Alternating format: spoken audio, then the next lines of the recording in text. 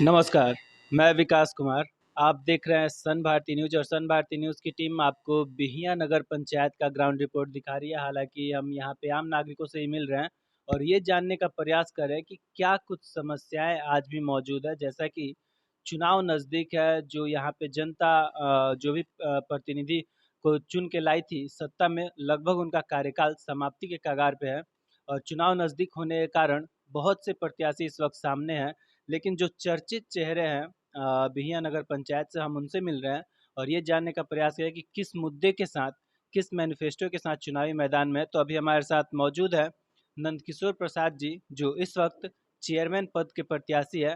हालांकि राजनीतिक करियर इनका काफ़ी लंबा रहा है और हमेशा जनता के बीच रहने से जो समर्थन इनको मिल रहा है, तो हम इनसे जानना चाहेंगे इस बार चुनाव लड़ने का कारण क्या हुआ, किस मुद्दे के साथ चुनावी मैदान में है, जनता का किस तरह का समर्थन मिल रहा है। आगे इन तमाम बातों पे हम चर्चा करेंगे, लेकिन पहले आइए हम आपको उनसे मिलवाते हैं। बहुत बहुत स्वागत है सर आपका हमारे चैनल पे। बहुत बहुत धन्यवाद। सबसे पहले मैं आपके चैनल के माध्यम से बिहियां के तमाम नगरवासियों को नमस्कार करता हूं, आदाब करता हूं, सलाम करता हूं।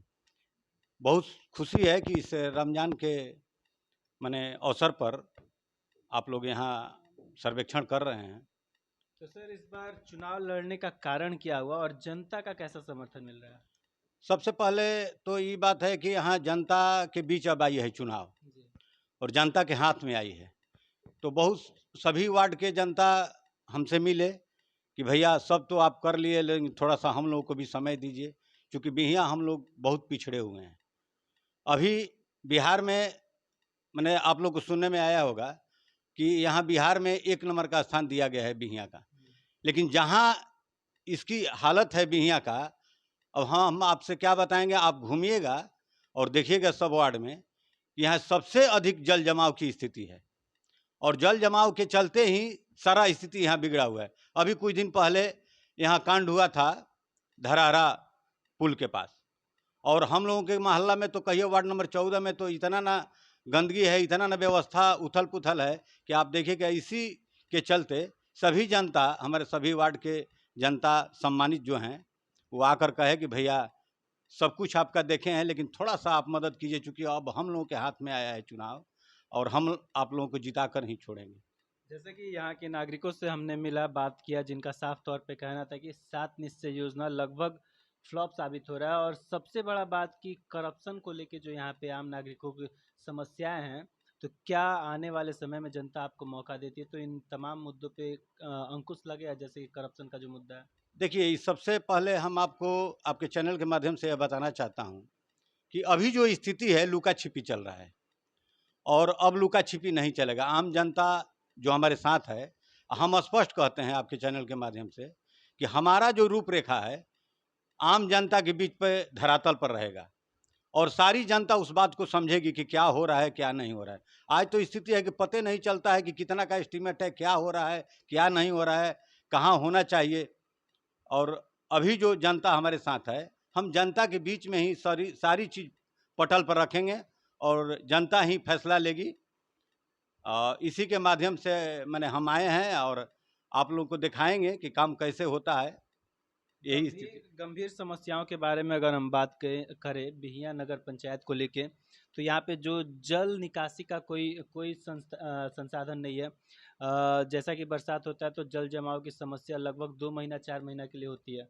यहाँ पे 14 वार्ड है और हम बात कर ले अन्य मुद्दों को लेके, जैसा कि स्वास्थ्य का जो मुद्दा है, थोड़ा सा भी गंभीर समस्या हो तो लोगों को आरा या फिर पटना जाना पड़ता है, या फिर शिक्षा का मुद्दा उठा लें तो कहीं ना कहीं हमारा बिहियां नगर पंचायत पिछड़ा हुआ है। तो आगामी चुनाव में अगर जनता आपको चेयरमैन का पद देती है तो इन तीनों मुद्दों पे सबसे बड़ा कदम क्या होगा? सबसे पहला कदम तो ये होगा कि हमारे जो कटिया रोड से जो बड़का नाला हम निकालेंगे, उसमें कम से कम यहाँ 7-8 वार्ड का, 14 वार्ड है, लेकिन 8 वार्ड का पानी का निकास इसी रास्ते से होना है और जो अभी तक नहीं हो पाया। यही मेरा मुख्य मुद्दा है। और अभी देखिएगा सबसे अधिक गंदगी आपको वार्ड नंबर 14 में मिलेगा, बिहियां में सबसे अधिक। ऐसे हर एक वार्ड में है, लेकिन जल निकास का मेन कारण है कि यहाँ नाला नहीं बनाया गया, उसी को रिपेयरिंग करा दिया गया, उसी को देख लिया गया, उसी को संडास बना दिया गया, यह कोई सलूशन नहीं हुआ। बड़का नाला अगर निकल जाता है कटिया रोड में तो इससे 7 वार्ड का पानी निकल जाएगा। आप आए होंगे उधर से तो देखे होंगे कटिया रोड में, इधर रेल के माने दक्षिण उत्तरी भाग में एकदम पूरा जल जमाव है। यहीं बगल में यहाँ शिव मंदिर है माने 14 नंबर वार्ड में, आप देखिएगा घर के बगल में पूरा अभी जल जमाव है। और आगे भी था, अभी तो संडास खोद दिया गया, तत्काल 1-2 महीना के लिए रिलीफ कर दिया गया। इस गर्मी में यह स्थिति है जल निकास का, तो बरसात में क्या होगी आप लोग कभी आएंगे तो देखेंगे। लेकिन आप लोग के आशीर्वाद से अगर लगता है कि जिस ढंग से जनता हमको सपोर्ट कर रही है और जनता उस कुर्सी पर बैठाएगी तो हम उस पर खरा उतरेंगे।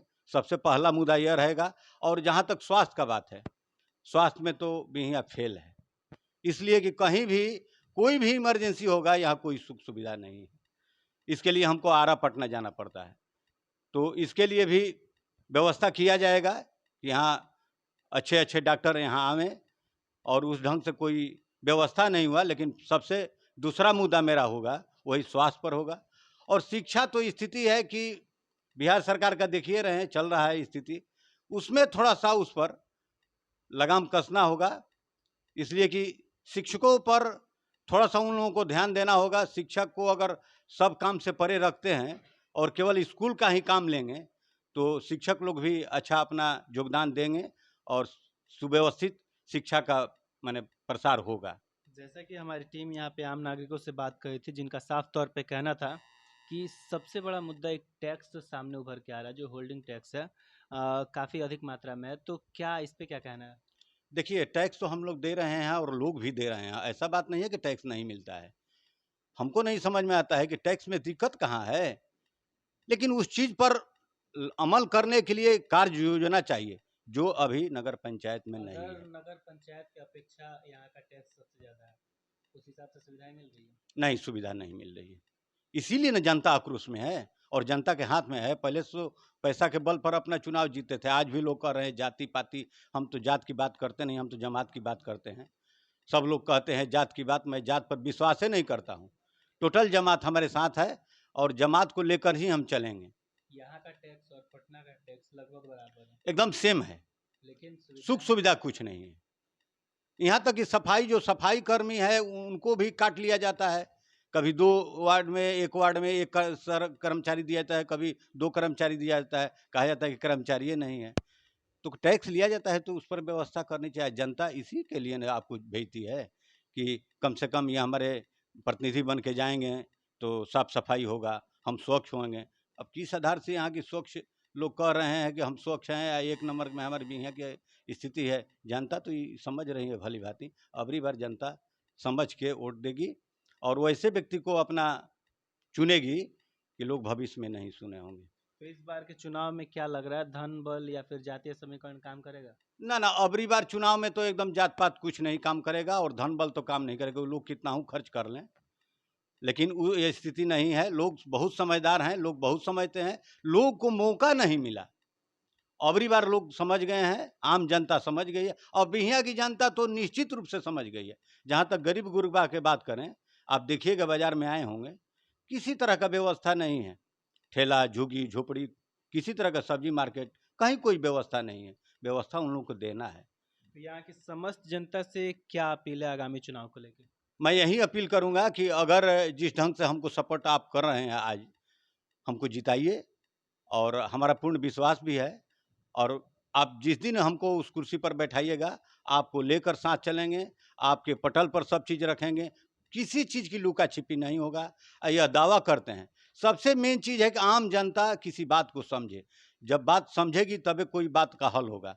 ये लोग जनता को समझाते नहीं हैं, जनता को बलगाते हैं। हम जीवन में अपना बलगाने का काम नहीं किया है। जनता को लेकर चलते हैं और जनता इसी के चलते हमारे साथ है।